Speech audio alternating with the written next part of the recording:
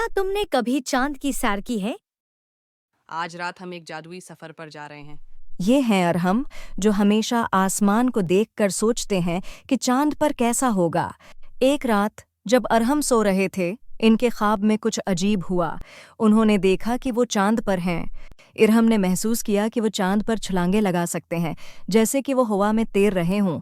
चांद पर अरहम को एक दोस्त मिल गया, एक प्यारा सा खुलाई मखलूक जिसका नाम जोजो था।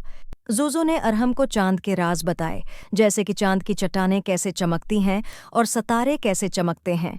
एक जगह उन्होंने एक खफिया गार देखी, जहां रंग बरंगी क्रिस्टल चमक रहे थे। वाह, कितना खूबसूरत है ये सब। जोजो और अरहम ने मिलकर इन क्रिस्टल के साथ खेलना शुरू किया और रोशनी के खूबसूरत पैटर्न बनाए। जब सुबह अरहम की आंख खुली तो वो मुस्कुराए बगैर न रह सके। क्या ज़बरदस्त ख्वाब था। अगर आपको ये कहानी पसंद आई हो तो लाइक करें, शेयर करें और हमारे चैनल किड्स स्टोरीज को सब्सक्राइब ज़रूर करें, ताकि हम आपके लिए मज़ीद दिलचस्प वीडियोज़ लाते रहें।